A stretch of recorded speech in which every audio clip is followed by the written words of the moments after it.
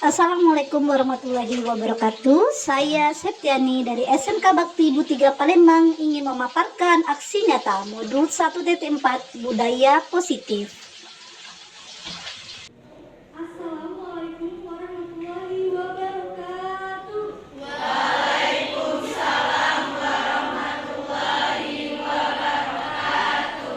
Yang terhormat Haja Opriani SPDMSI. Yang terhormat Bapak Ibu Guru. Puji syukur kehadirat Allah Subhanahu wa Ta'ala atas rahmat dan hidayahnya. Kita bisa berkumpul di Allah dalam rangka seminar. Salawat teriring salam. Tak lupa juga kita tunjukkan kepada Nabi besar kita, Nabi Muhammad SAW. Baiklah, langsung saja kita saksikan bersama-sama paparan aksi nyata budaya positif oleh rekan saya, calon guru penggerak Ibu Septiani. Beri tepuk tangan yang meriah. Terima kasih pada Ibu Umi. Oke, baiklah. Assalamualaikum warahmatullahi wabarakatuh.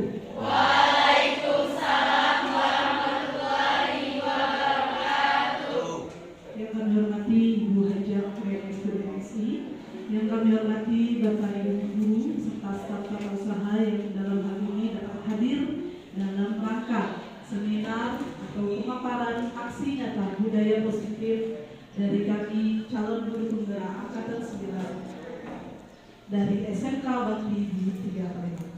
Pertama-tama marilah kita panjatkan puja dan puji syukur kehadirat Allah Subhanahu wa Ta'ala karena pada kesempatan hari ini kita bisa berkumpul dari Allah ini.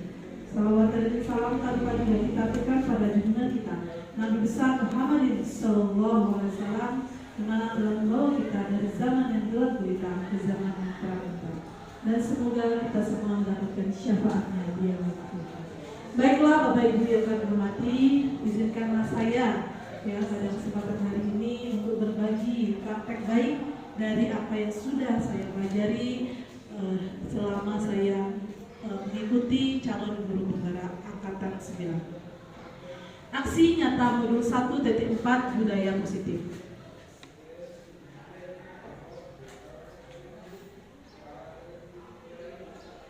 Ini Bapak Ibu ya. Baiklah, kita lanjutkan konsep inti budaya positif. Ada 8 hal yang ingin saya bagikan kepada Bapak Ibu semuanya. Yang yang pertama, perubahan paradigma baru, disiplin positif, nilai-nilai kebajikan, kebutuhan dasar manusia, motivasi perilaku manusia, posisi kontrol guru, keyakinan kelas, dan segitiga restitusi. Baiklah, kita lanjutkan. Yang pertama, perubahan paradigma belajar. Pembelajaran pada paradigma baru. Pembelajaran ini kita mengetahui dalam ini dirancang sebagai prinsip pembelajaran berdiferensiasi. Artinya sehingga para siswa atau peserta didik dapat sesuai belajar kebutuhannya berdasarkan tahap perkembangan psikologi seperti profil pelajaran Pancasila. Masih ingatkah profil pelajaran Pancasila? Ada 5 profil pelajaran Pancasila. Yang pertama, masih ada yang ingat Bapak Ibu yang kita terapkan di P5 anak-anak kita? Belajar Pancasila, beriman dan bertakwa pada Tuhan yang Esa dan berakhlak mulia, berkebinekaan gotong royong mandiri, kreatif dan bernalar kritis. Terima kasih Bapak Ibu guru hebat. Ya, itu adalah pembelajaran paradigma baru, di mana kelima prinsip profil pelajar Pancasila itu harus kita terapkan pada anak didik kita. Bapak Ibu guru, di sini apakah Bapak Ibu guru sudah menerapkan yang namanya pembelajaran berpusat pada siswa? Tentunya banyak yang sudah dan ada yang belum. Karena banyak kita masih menggunakan model lama, yaitu catat buku sampai habis, ya, CBSA. Nah, sekarang berdasarkan Ki Hajar Dewantara, kita harus menggunakan pembelajaran yang berpusat pada siswa. Jadi merdeka belajar. Siswa harus dituntut untuk lebih aktif daripada seorang guru dan guru sebagai fasilitator saja. Ya.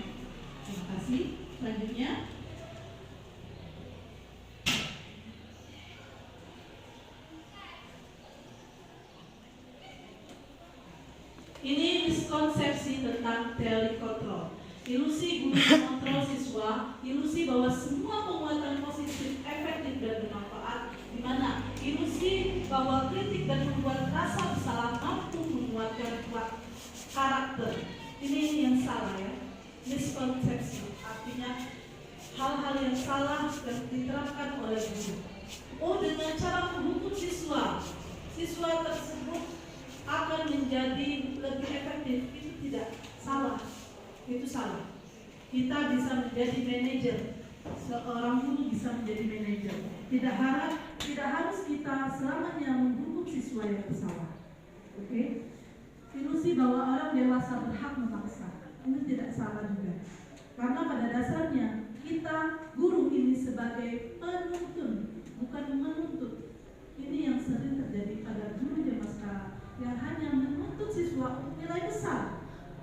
Ya, tidak ada gunanya kalau kita mempunyai anak yang memiliki nilai besar, tetapi sikap dan akhlaknya tidak ada. Itu nobel besar.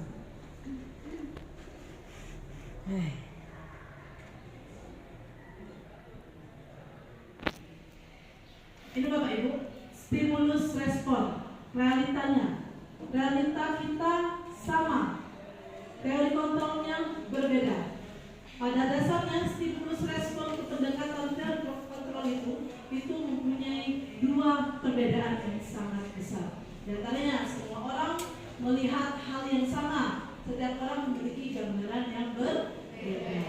Pada dasarnya seorang guru itu mempunyai hak untuk menentukan pembelajaran berdiferensiasi. Artinya apa? Setiap siswa itu mempunyai pembelajaran yang berbeda-beda. Ada yang mengetahui ya bagaimana cara belajar secara visual, ada yang menggunakan audio. Ya, itu tergantung dengan kebutuhan anak masing-masing. Tidak bisa kita memunculkan anak yang kurang daya tangkap. Seharusnya kita sebagai seorang guru harus menerapkan pembelajaran berdiferensiasi. Kita tidak bisa memaksakan anak itu harus mendapatkan nilai 100.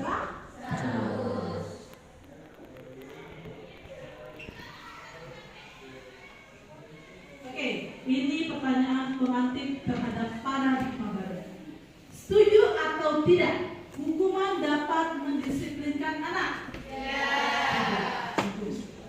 Memberikan hukuman dengan hal positif seperti membaca dan membersihkan halaman sekolah dapat meningkatkan disiplin anak. Benar atau salah? Setuju atau tidak? Setuju. Memberikan penghargaan dapat meningkatkan motivasi belajar anak. Setuju? Setuju. Dengan cara kita memotivasi anak dengan memberikan penghargaan, misalnya kita nih di dalam kelas memberikan rewards anak dengan memberikan bintang atau memberikan nilai tambahan, itu bisa kita terapkan di dalam kelas agar motivasi siswa itu lebih tertanam pada diri sendiri.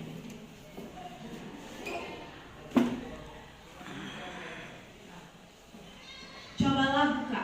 Anda dan teman Anda akan melakukan kegiatan. Cobalah buka. Anda adalah A. Tugas Anda adalah mengepalkan satu tangan Anda dan coba bayangkan apakah Anda menyimpan sesuatu yang sangat berharga di dalam kepalan tangan Anda. Anda perlu menjaga benda itu dengan sekuat tenaga agar begitu pentingnya untuk kehidupan Anda. Itu tugas A. Tugas B, rekan Anda adalah mencoba dengan segala cara membuka kepalan tangan Anda. Jadi Anda A dan B berusaha untuk membuka kepala tangan A. Segala cara untuk membuka kepala tangan Anda. Teman Anda B boleh membujuk, menghardik, mengintimidasi, marahi, menggoda, mengkritik, bahkan menawari Anda uang agar dapat bersedia membuka kepala tangan Anda. Coba kita sama-sama memikirkan kejadian buka kepala. Kita A mengepal tangan yang mempunyai sesuatu yang sangat berharga.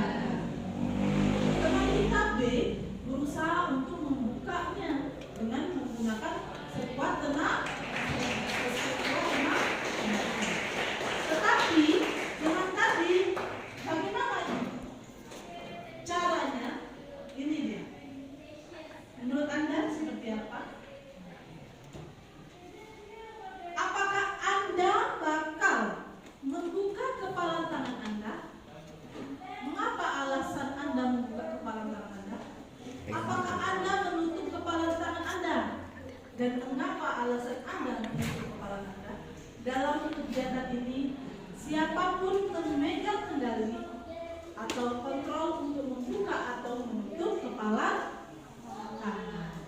Artinya apa? Berarti dalam diri kita yang menjadi kontrol diri kita itu adalah diri kita sendiri. Walaupun teman tadi menghardik, teman tadi membujuk, memberi uang, kalau kita mempunyai prinsip, saya tidak akan membuka kepala saya. Bisa tidak terbuka tangannya? Bisa?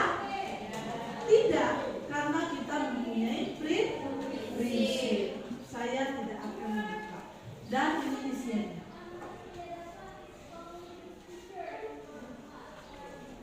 Kita sendiri yang memegang kontrol agar kepala tangan kita, apakah kita akan membuka atau menutup kepala tangan, itu tergantung pada diri kita masing-masing sesuai dengan kebutuhan kita.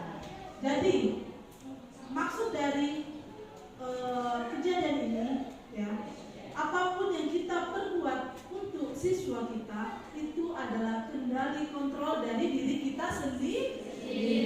Apakah kita mau menjadi pemantau untuk siswa kita? Apakah kita mau menjadi penghukum? Ataukah kita akan menjadi manajer untuk anak didik kita? Itu untuk paradigma baru. Sekarang disiplin positif. Bapak Ibu yang kami hormati, kita mengetahui disiplin. Disiplin itu mulai dari diri kita dulu. Kita sebagai Tutmuri Handayani, ya, kita sebagai contoh atau teladan bagi anak didik kita. Bagaimana anak didik kita mau meniru kita apabila kita yang pertama datang sering tidak masuk ke kelas, makan di dalam kelas. Bagaimana anak-anak kita mau mencontoh kita kalau diri kita sendiri tidak mencontohkan hal yang baik? Seperti contohnya kita sebagai orang tua, kalau kita sholat di rumah, anak kita akan mau melakukan sholat. Sedangkan apabila kita menyuruh anak kita sholat, tetapi diri kita sendiri tidak sholat, apakah anak kita mau meniru kita? Itu perumpamaan agar kita sama-sama menerapkan yang namanya disiplin positif. Ya, itu bisa disiplin positif untuk bertanggung jawab terhadap apa yang terjadi pada nilai-nilai yang dia punya.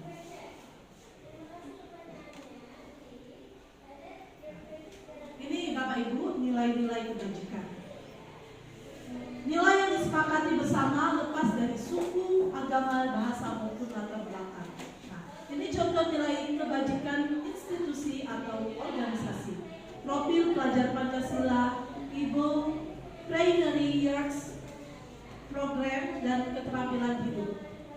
Profil pelajar Pancasila yang sudah kita ajarkan kepada anak kita penerapan kelima. Sedangkan nilai kebajikan yang kedua, PYP, toleransi, rasa hormat, integrasi, mandiri, menghargai, antusias, empati, keingintahuan, kreativitas, kerjasama, percaya diri, dan komitmen. Sedangkan apabila mempunyai keterampilan hidup, dapat dipercaya lurus, pendengar aktif, dan tidak merendahkan orang lain dan memberikan hal yang terbaik dari diri. Itu adalah nilai-nilai kebajikan yang harus kita terapkan kepada anak-anak didik kita. Sebelumnya apa, Bapak Ibu? Kita harus juga menerapkan nilai-nilai kebajikan agar dapat ditiru atau diteladani oleh anak didik kita.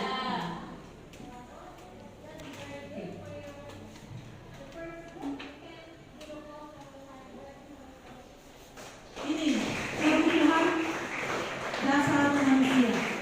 Kebutuhan dasar manusia adalah segala sesuatu yang dapat dilakukan untuk mendapatkan apa yang kita inginkan. Seluruh tindakan yang kita lakukan memiliki tujuan tertentu dan semua usaha terbaik yang kita lakukan dalam rangka kebutuhan kita harus terpenuhi dengan baik. Ada lima kebutuhan dasar manusia yang harus kita emban, harus kita pelajari agar kita mempunyai rasa sayang dan rasa cinta kepada anak didik kita atau murid-murid kita. Ini Bapak Ibu, bertahan hidup. Ya. Seperti kebutuhan pokok, makanan, pakaian, tempat tinggal, keamanan dan kesehatan. Kasih sayang dan rasa diterima, dipedulikan, berbagi, kerjasama, dan menjadi bagian hidup. Ya. Ini artinya apa? Tidak ada seorang guru yang membeda-bedakan anak-anaknya. Oh, ini kurang rajin, ini bodoh. Tidak ada, pada dasarnya anak yang bodoh. Pada dasarnya anak itu hanya malas. Semuanya dianugerahkan oleh Allah, mempunyai kelebihan dan kekurangan masing-masing. Penguasaan harga diri, keinginan untuk dianggap memimpin dan berprestasi. Kebebasan ini anak juga mempunyai kebebasan, yaitu mandiri, memiliki pilihan, mencoba hal baru dan mampu mengendalikan diri. Artinya mau mencoba hal-hal yang baru, artinya seperti apa? Ya, mencoba hal-hal yang baru. Jadi anak itu tidak hanya diberikan buku bacaan itu saja, tetapi tidak bisa mengeksplor pelajaran-pelajaran yang Bapak Ibu berikan. Ya, kalau Bapak Ibu berikan hanya terpaku oleh buku saku, tidak boleh mencari di sumber lainnya atau di internet atau di jurnal, ya, itu akan menambah mengurangi wawasan atau kebebasan anak. Bapak Ibu, Bu, kalau ngajar cuma nak buku dia itulah, itu pada dasarnya tidak pada dasarnya anak-anak ini diberikan kebebasan untuk berkarya, untuk berinovasi, agar apa yang ia miliki dapat nanti dia terapkan di dunia nyata atau di dunia kehidupan bermasyarakat, ya. Dan yang kelima, kesenangan, bermain, humor, antusias dan tertawa. Ya, ada di salah satu sekolahan yang apabila anak didiknya tidak boleh satu jarum terjatuh. Artinya apa? Terlalu tegang saat mengajar. Itu tidak boleh, Bapak Ibu. Pada dasarnya kalau kita terlalu tegang, itu akan membuat hati siswa atau peserta didik kita menjadi was-was, ya, takut kena marah. Pada dasarnya itu tidak boleh, ya.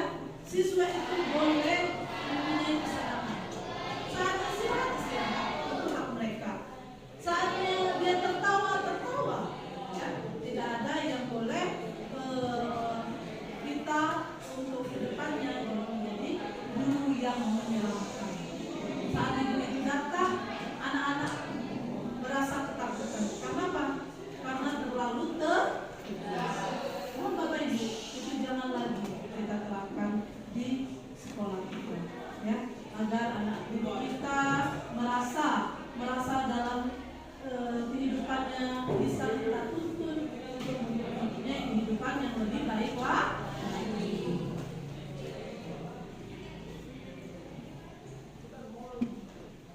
Ini Bapak Ibu, kebutuhan amal.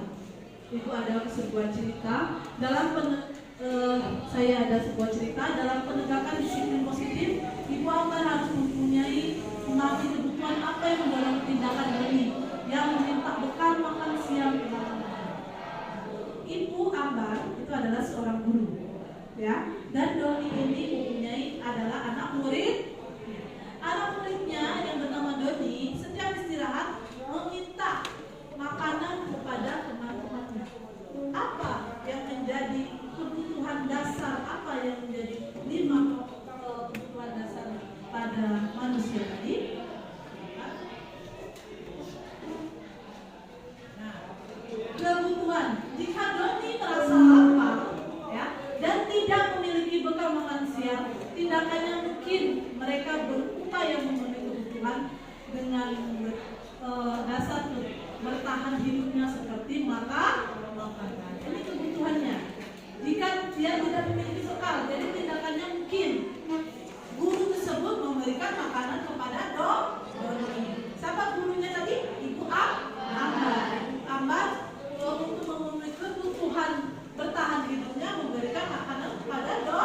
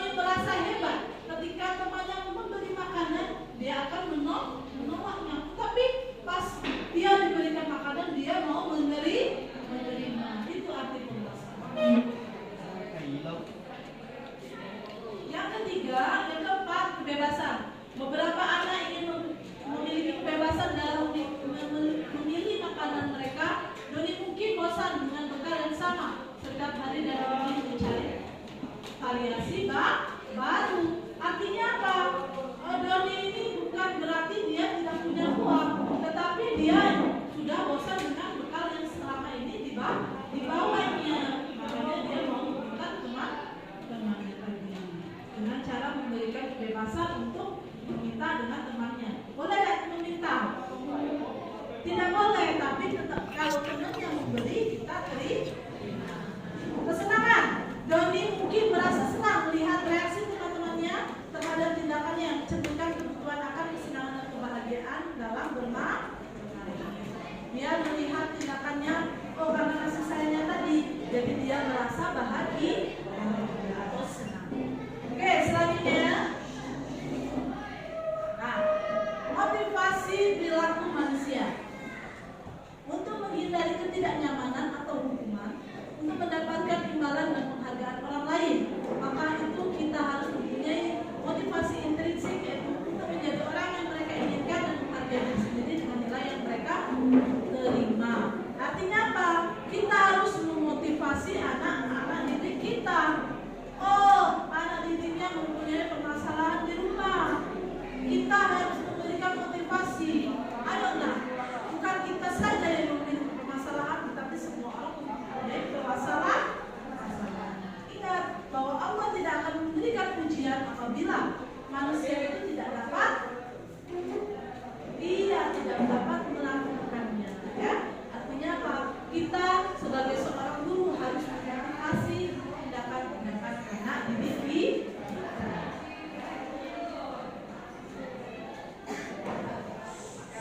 Oke, ini Bapak Ibu, hukuman itu seperti ciri-cirinya tidak terencana tiba-tiba. Bapak itu, ibu itu langsung menghukum, itu tidak terencana. Murid tidak tahu apa yang akan terjadi dan bersifat satu arah. Ada nggak hukuman yang bersifat dua arah? Tidak. Kalau hukuman itu berasal dari Bapak Ibu guru. Pada dasarnya hukuman itu tidak akan membuat jerah siswa tersebut. Ya. Dia akan merasa kalau hukuman itu akan membebani hidupnya. Terus konsekuensinya terencana disepakati. Murid tetap dibuat tidak nyaman. Sikap guru selalu memonitor murid. Ya. Boleh tidak konsekuensi yang dilakukan oleh seorang guru? Ya, murid tetap dibuat tidak nyaman. Tidak boleh. Restitusi dengan proses menciptakan kondisi bagi murid untuk memperbaiki kesalahan dan proses kolaborasi antara siswa dan guru mempunyai yang namanya restitusi atau kolaborasi untuk menemukan jalan keluar. Selanjutnya, nah ini 5 posisi kontrol guru. Yang pertama, guru sebagai penghukum. Kedua, membuat merasa bersalah. Ketiga, posisinya sebagai teman. Keempat, posisinya sebagai pemantau. Dan yang terakhir sebagai manajer.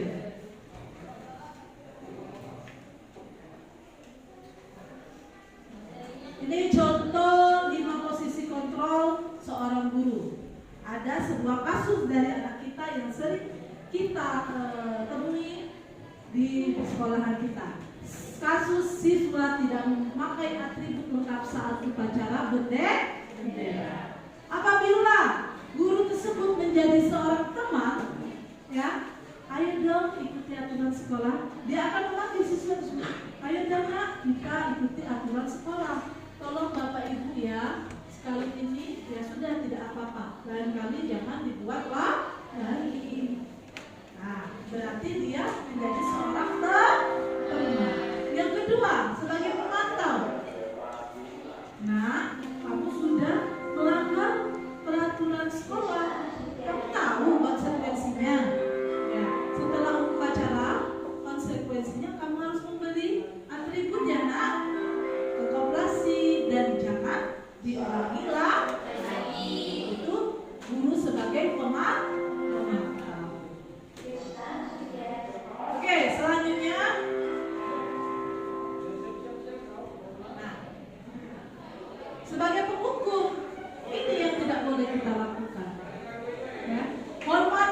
ada bendera selama 1 jam. Ya, itu guru sebagai penghukum. Kalau dia hormat di tiang bendera sampai 1 jam, apa yang terjadi pada anak tersebut? Bisa terjadi pingsan, bisa terjadi mimisan. Itu akan membuat apa? Membuat anak kita mengalami psikis trauma, ya. Dan yang terakhir, membuat merasa bersalah. Berapa kali Bapak Ibu harus memberitahu kamu selalu mengecewakan Bapak Ibu. Ini membuat rasa bersalah anak tersebut agar tidak diulangi lagi.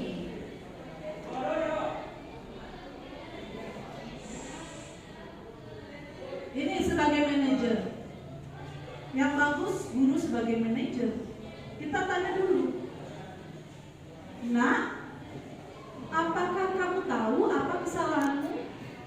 Kira-kira bagaimana kamu memperbaikinya? Kasih anak tersebut, iya Bu, saya merasa bersalah dan saya akan membeli kopi atau dasi di koperasi.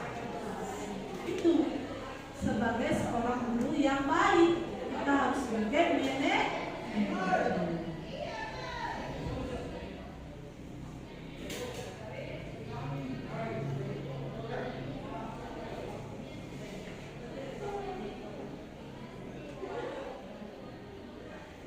Ini pernyataan dan posisi kontrol. Saya kecewa sekali dengan kamu. Posisi kontrolnya di mana? Membuat orang merasa bersalah. Kita lihat pernyataannya. Kamu tidak pernah benar melakukannya. Sebagai apa? Kamu tidak benar nian melakukan tugas ini. Itu sebagai apa? Ayolah lakukan demi Bapak Ibu. Apa itu sebagai? Apakah kamu mendapatkan stiker bintang hari ini? Sebagai pemantau. Bagaimana kamu dapat menyelesaikan masalah ini? Sebagai guru, sebagai manajer. Kamu selalu yang paling lahir. Sebagai apa? Sebagai penghukum. Bapak Ibu sekarang sudah tahu ya posisi kontrol apa yang kita terapkan di anak didik kita. Sebagai penghukum kah, sebagai manajer kah, sebagai teman kah, atau sebagai pemantau kah. Keyakinan kelas. Bapak Ibu yang kami hormati, seharusnya kita seorang guru sebelum kita masuk tahun ajaran baru atau saat awal tahun ajaran baru, kita harus mempunyai keyakinan kelas. Keyakinan kelas itu harus kita terapkan atau kita laksanakan bersama anak didik kita. Agar apa? Agar dia tahu keyakinan apa yang harus kita terapkan saat belajar. Nah, ini pembentukan keyakinan kelas. Misalnya ada sticky note, ya. Kita berikan anak 1, 2, 3, 4. Ayo nak, apa keyakinan kelas yang harus kamu terapkan? Misalnya, Bu, tidak boleh tidur di kelas. Bu, tidak boleh makan di kelas.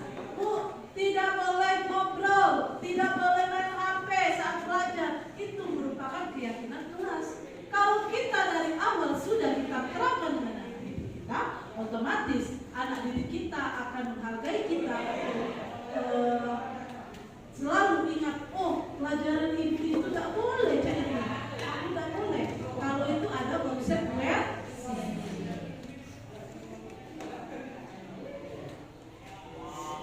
Ini yang terakhir, segitiga restitusi. Pada saat segitiga restitusi ada 3 hal yang harus kita lakukan, Bapak Ibu. Yang pertama yaitu menstabilkan identitas, validasi tindakan yang salah, dan menanyakan dari ketiga restitusi ini harus kita terapkan. Ini ada salah satu video saat demonstrasi kontekstual yang sudah saya laksanakan, Bapak Ibu, ketika ya, ketika saya mengumpulkan tugas demonstrasi konseptual, di mana ya dia adalah salah satu siswa kita ya yang ketahuan saya yaitu membuang sampah sembarangan. Nah, saya langsung memberikan identitas restitusi ya segitiga restitusi, di mana saya akan menanyakan, nah apakah yang kamu lakukan benar atau salah? Dia mengakui bahwa itu salah ya. Terus bagaimana keyakinan kelasnya? Nah, masih ingatkah kamu dengan keyakinan kelas? Dan saya menanyakan, nah masih ingatkah semua orang telah melakukan salah ya, termasuk ibu? Dan apa restitusinya ya? Restitusinya saya menanyakan, ingatkah dengan keyakinan kelas yang sudah kita buat bersama? Nah, tahu tidak boleh membuang sampah sembarangan. Nah, dari situ dia memberikan statement atau berkolaborasi dengan saya untuk menemukan jalan keluar. Baik Bu, saya akan membuang sampah pada tempat dan menghilangkan tak sama. Bukan berarti Bapak Ibu kalau ketahuan ada siswa buang sampah kita langsung menghukumnya dengan cara menggebuk atau kita memberikan punishment yang lain. Tidak boleh ya, Bapak Ibu. Kita harus memberikan. Nah, ini adalah salah satu anak didik kita yang tidak membuat PR ya. Ketika itu saya tanyakan kenapa, karena dia mengakui kesalahan kan? Iya, dia mengakui karena tidur terlalu malam dan sering main games online. Nah, ibu saya memberikan statement kepada anak tersebut ya. Apakah kalian ingat dengan keyakinan kelas yang telah kita buat? Mereka ingat, dia ingat, yaitu dengan cara mengerjakan tugas tepat waktu. Berarti dia sudah melanggar. Nah, sebab kita solusi, kita berikan baik Bu, akan mengerjakan PR ibu, akan mengulangi lah. Nah, itu akan sesuatu tersebut menjadi terapkan juga restitusi. Saya anak yang sering dalam KBM belajar mengajar. Oke, ya.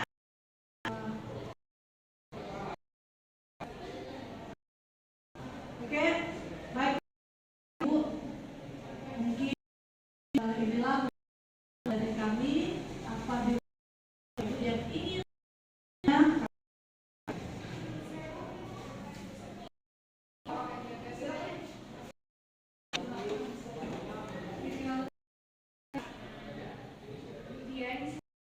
pada Bu Sakti, bagaimana cara menerapkan restitusi ketika siswa itu berkeluarga kelompok?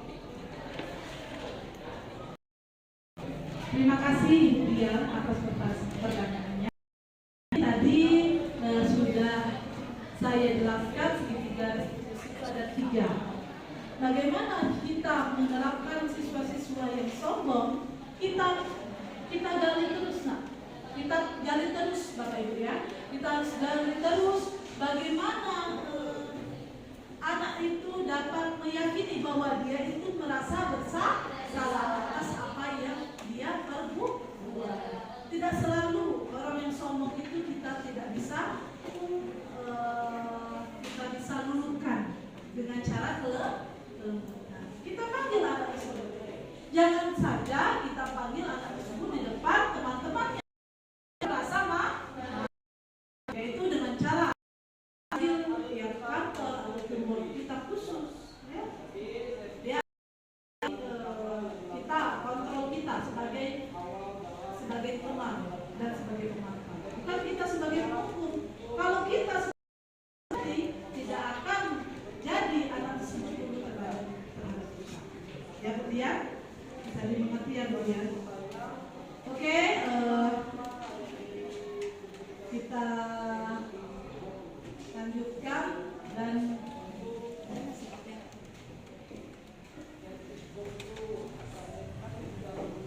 nah ini adalah statement dari anak-anak yang mengatakan bahwa dengan cara segitiga restitusi mereka menjadi lebih mengetahui apa kesalahannya dan guru tidak memaksa apa yang menjadi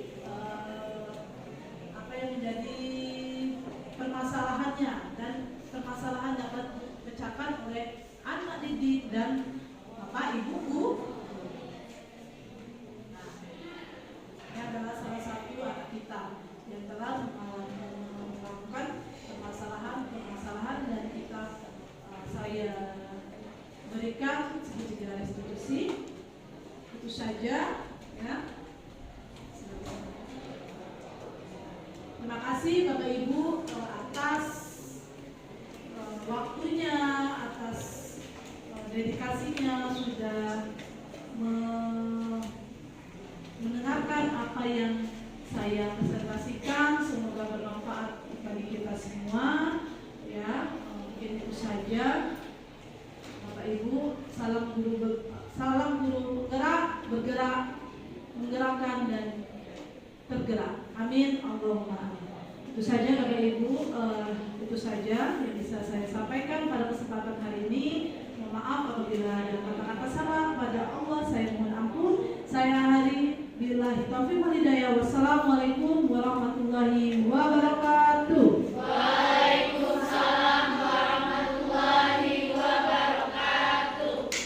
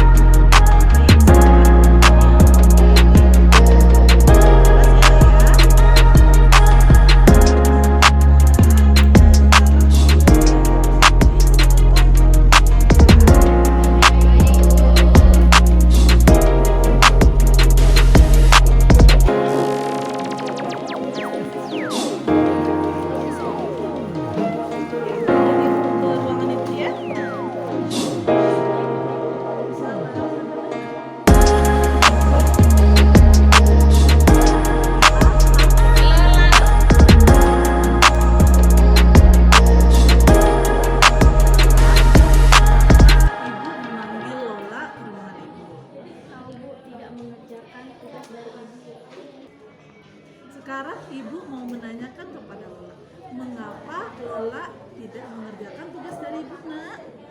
Saya mengantuk karena saya semalaman nangis sampai malam. Lola masih ingatkah dengan perjanjian di kelas kita, Nak? Masih Bu, siswa harus bertanggung jawab akan tugas-tugas seorang siswa.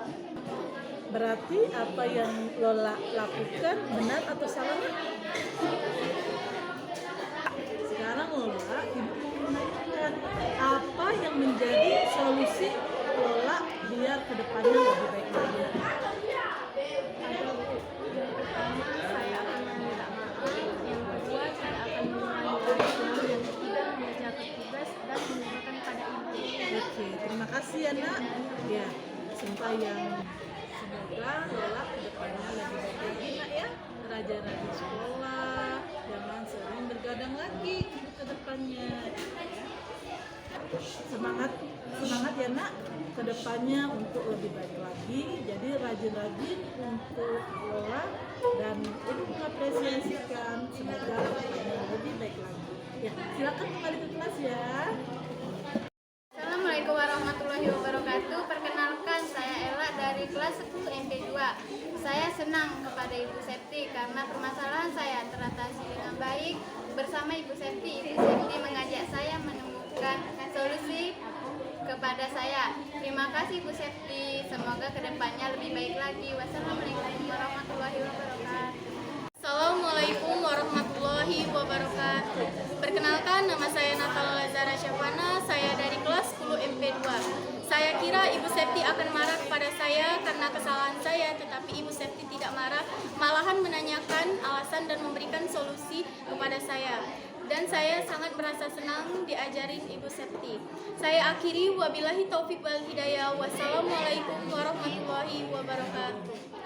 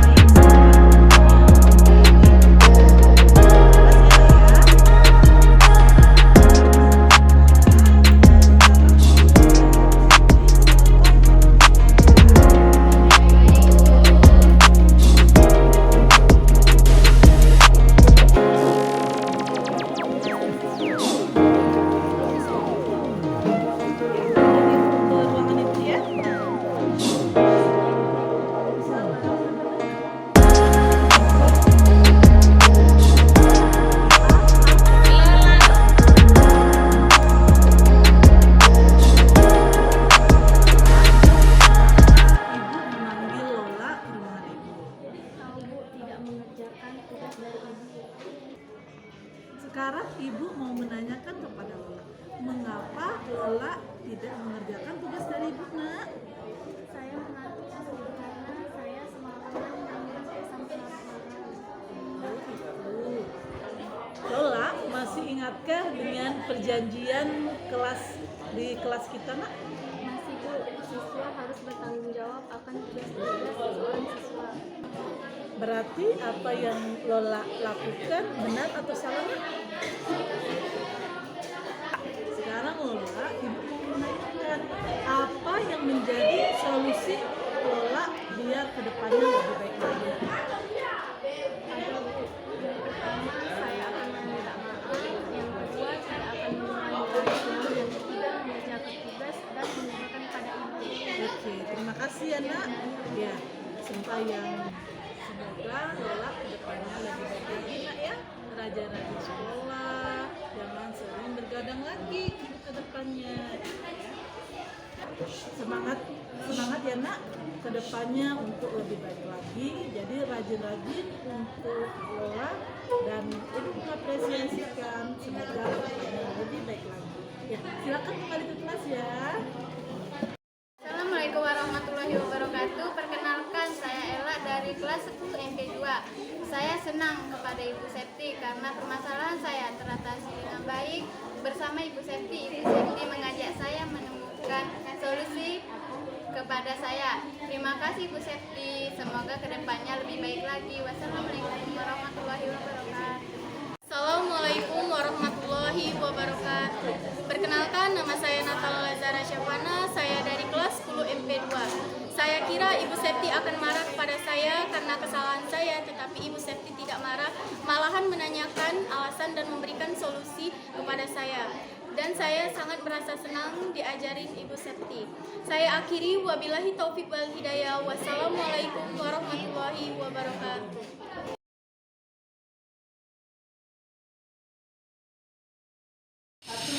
Assalamualaikum warahmatullahi wabarakatuh. Waalaikumsalam warahmatullahi wabarakatuh. Anak-anak semua. Anak yang kita mau lipas.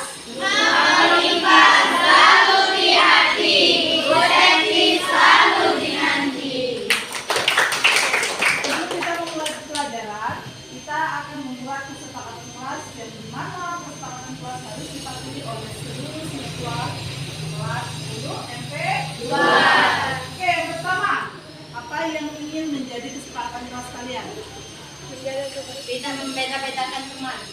Tidak membeda-bedakan teman atau tidak boleh membuli. Silakan Agustin. Itu kasus kamu.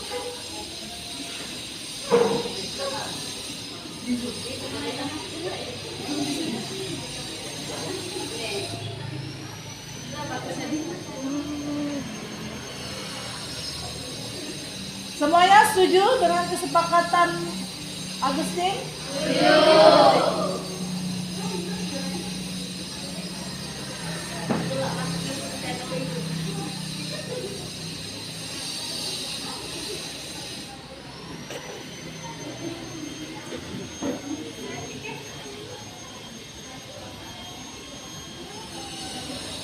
Ya, artinya apa? Kita tidak boleh merendahkan teman kita, tidak boleh mengolok-olok, tidak boleh membuli. Artinya nomor 2, siapa? Mengerjakan PR tepat waktu. Oke, silakan. Mengerjakan PR tepat waktu. Maifa. Jarang membeli Septi.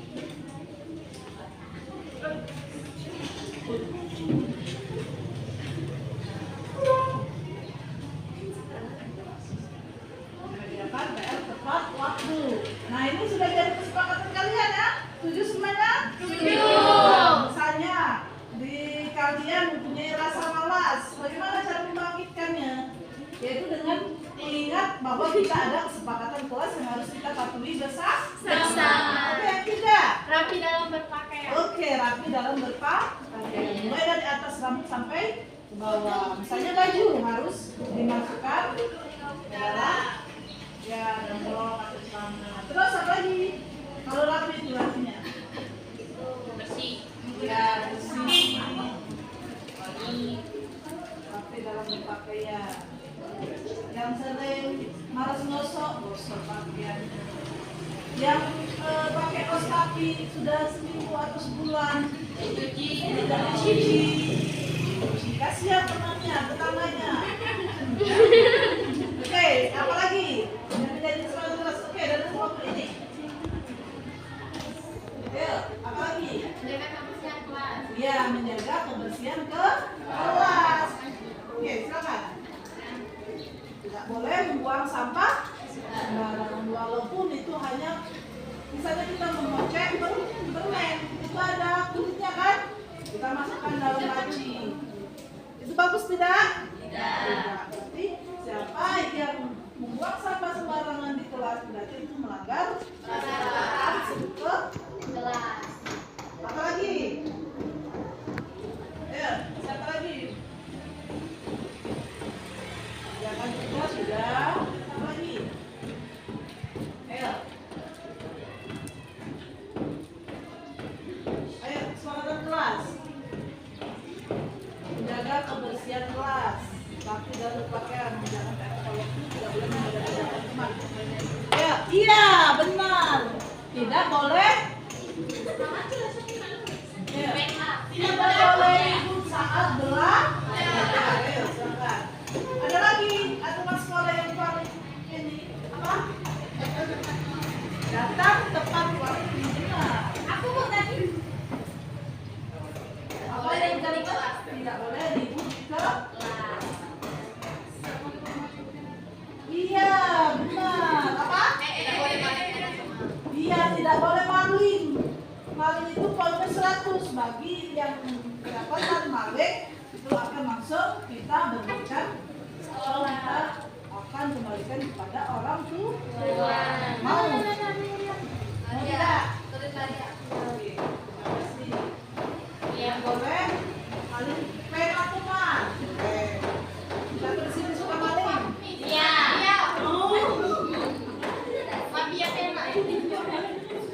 Oke, selanjutnya ada lagi. Iya, tidak boleh makan di kelas.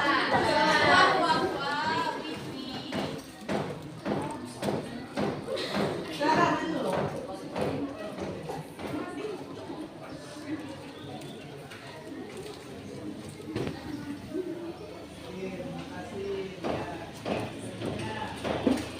Terima kasih.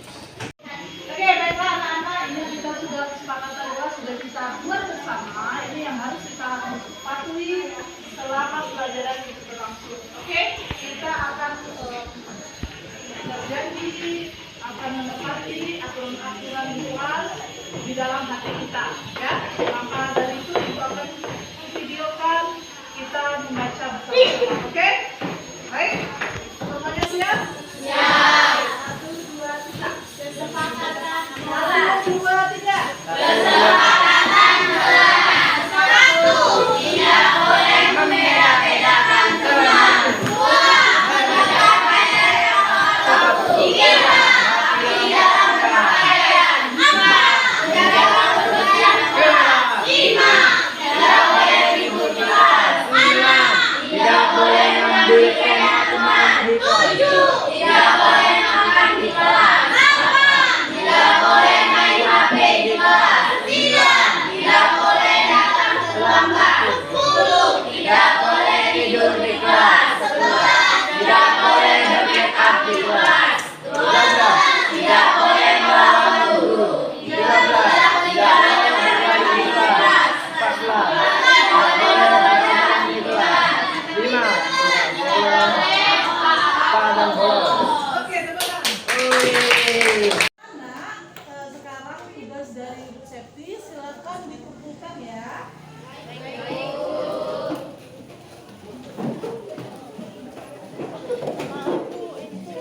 Belum selesai tugasnya, jadi belum bisa ngumpul.